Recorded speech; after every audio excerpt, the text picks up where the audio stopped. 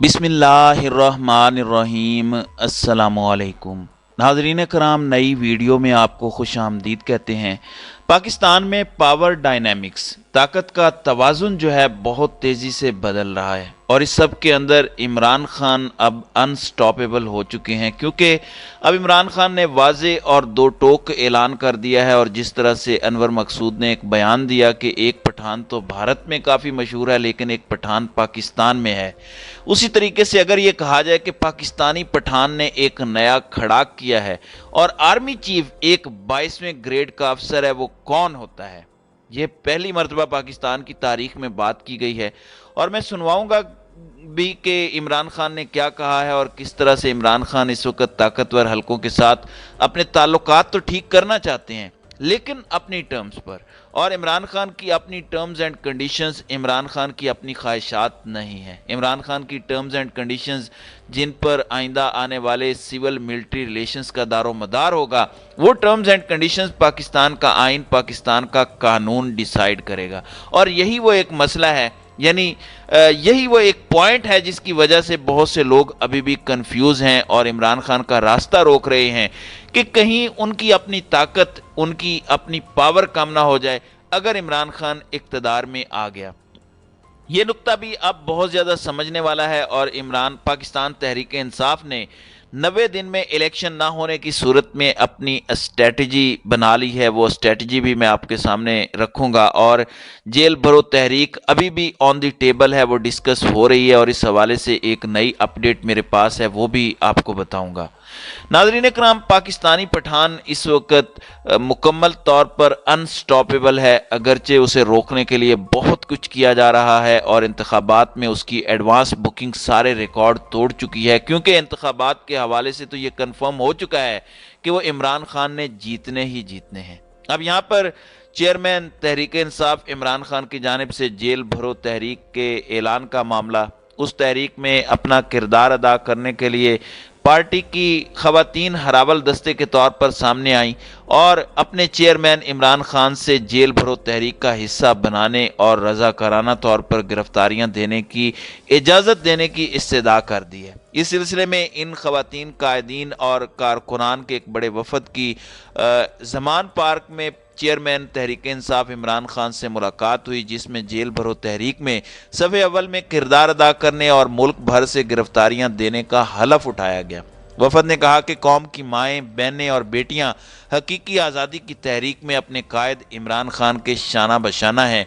खवातीन कायदीन और कारकुनान ने 25 मई के इस्लामाबाद लॉन्ग मार्च में बदतरीन रियासती जबर का पूरी हिम्मत से सामना किया।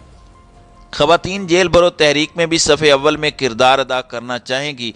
इस मौके पर इमरान खान ने खवातीन कायदीन और कारकुनान के जोश व जज्बे की तारीफ़ की। उनका कहना था कि पुरअमन जमहूरी जिद्दोजहद के ज़रिए मुल्क को बहरानों से निकालने की कोशिश कर रहे हैं। खवातीन कारकुनान ने सियासी जिद्दोजहद के हर मरहले पर नहायत मौसर किरदार अदा किया है। कौमी सतह पर जहन साजी और सियासी मुकालमे में खवातीन का कलीदी हैसियत का हामिल है किरदार। खवातीन कारकुनान हकीकी आज़ादी का पैगाम घर घर लेकर जाएं और कौम को कानून की बालादस्ती के लिए तैयार करें। दूसरी जानिब पाकिस्तान तहरीक इंसाफ ने अदालती फैसले के बावजूद 90 रोज़ में आम इंतखाबात ना होने की सूरत में नई हिकमत अमली अपनाते हुए आइन बचाओ तहरीक शुरू करने पर गौर शुरू कर दिया है।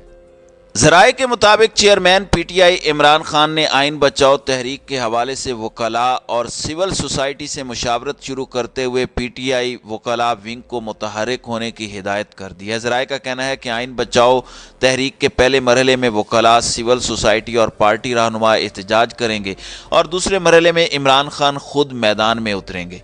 याद रहे कि चंद रोज़ कबल पाकिस्तान तहरीक इंसाफ की दरख्वास्त पर लाहौर हाई कोर्ट ने इलेक्शन कमीशन को असम्बली टूटने के बाद 90 रोज़ में इलेक्शन कराने की हिदायत जारी की थी। जाहिर बात है अब इस्लामाबाद के बल्दियाती इंतखाबात वाला मामला ना हो जाए और हीले बहाने ना अपनाए जाएं, लेकिन इस मरतबा राह फरार इलेक्शन कमीशन को किसी भी सूरत पाकिस्तान तहरीक इंसाफ नहीं देना चाहती। اب یہاں پر عمران خان جس طرح میں نے آپ کو پہلے بتایا کہ وہ انسٹاپیبل ہو چکے ہیں اور ان کے بیانات کو توڑ مروڑ کر پیش کیا جاتا ہے، یہ بڑا انٹرسٹنگ ہے۔ عمران خان نے کہا کہ میں ایک ہاتھ سے تالی نہیں بجا سکتا اسٹیبلشمنٹ کے ساتھ تعلقات میں۔ انہوں نے یہ بات کی تو اس کو یوں پیش کیا گیا کہ اسٹیبلشمنٹ کو یہ پکار رہا ہے۔ کل کہہ دیا گیا کہ عمران خان نے کہا ہے کہ امریکہ کا تو رجیم چینج میں ہاتھ نہیں تھا۔ اچھا وہ دوبارہ سنیں، وہی بات ہے کہ ان کی انگلش بڑی کمزور ہے، جب اردو ترجمہ کرتے ہیں تو وہی گھٹا گھسا پٹا بیانیہ بناتے ہیں اور پھر اپنی کھائی ہوئی مٹھائیاں انہیں واپس نکالنی پڑتی ہیں، وومٹ کرنی پڑتی ہے۔ عمران خان نے صرف یہ بات کی، عمران خان نے کہا کہ بالکل اس رجیم چینج کے اندر امریکہ کا ہاتھ تھا، لیکن ہم آگے بڑھنا چاہتے ہیں، ہم ذاتی انا کے اوپر نہیں رہنا چاہتے۔ ایک بات انہوں نے یہ کی۔ دوسرا انہوں نے کہا کہ یہ بیسیکلی امپورٹڈ نیریٹو نہیں تھا، بلکہ یہ یہاں سے ادھر ایکسپورٹ کیا گیا، یعنی باجوہ نے یہاں سے بیٹھ کے امریکہ کو پہلے ورغلایا اور امریکہ کو کہا کہ عمران خان اینٹی امریکہ ہے۔ پھر امریکہ نے کردار ادا کیا، امریکہ کو کلین چٹ نہیں دی، لیکن وہ واقعات کا ایک سیکوینس ہے جو عمران خان نے واضح کیا ہے۔ اور اب عمران خان نے ایک اور بات کی ہے، ان کا کہنا ہے کہ ہمارے آرمی چیف نے ایک 22 گریڈ کے افسر نے کس طرح سے چیزیں کی، اور میں جب روس کا دورہ کر کے واپس آیا تو مجھے کہتے ہیں کہ روس کے حملے کی مذمت کریں، اور خود اس سارے معاملے میں کردار ادا کر دیا۔ تو یہ چیزیں بڑی امپورٹنٹ ہیں، اور یہ بات باجوہ تک محدود نہیں ہے۔ ابھی آنے والے 22ویں آفیسر بھی جو ہے وہ 22ویں گریڈ کے ہی آرمی چیف ہیں، آئندہ آنے والا 22ویں گریڈ کا ہی افسر ہوگا۔ اس سے پہلے بھی خان صاحب نے ایک ٹرم یوز کی تھی، ملٹری بیوروکریسی۔ ملٹری میں اگر کوئی میجر جنرل ہے، بریگیڈیئر ہے، تو اسی طرح سویلین بیوروکریسی میں بھی تو اس طرح کے ان کے پاس آپ کے پاس کمشنرز ہیں، آپ کے پاس ڈی آئی جی اور آئی جیز ہیں، اس کا بھی ایک رینک ہے، جس طرح اس کے پاس ان کے پاس ایک رینک ہوتا ہے۔ تو عمران خان بائی دا بک چلنا چاہ رہے ہیں، وہ اچھے تعلقات چاہتے ہیں، لیکن ان ٹرمز اینڈ کنڈیشنز پر جو آئین اور قانون سے متصادم نہ ہوں۔ جو آئین کہتا ہے، جو قانون کہتا ہے، اتنا ہی ہر کسی کا رول ہونا چاہیے۔ اب ذرا سنیں کہ خان صاحب کیا رہے ہیں۔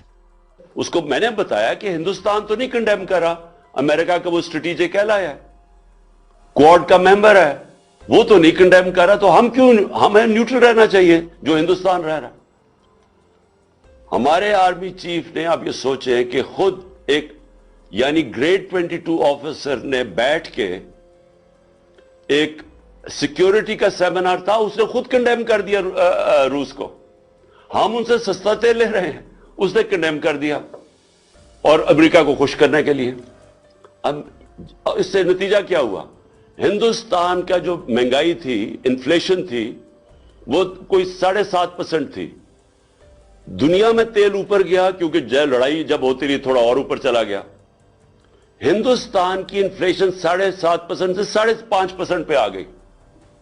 پاکستان کی انفلیشن 12% تھی، ہماری 12% سے انفلیشن 30% پہ چلی گئی، کیونکہ ہم مہنگا تیل لے رہے تھے، تیل کی قیمت اوپر چلی گئی۔ اب نقصان کس کو ہوا؟ پاکستانی عوام کو۔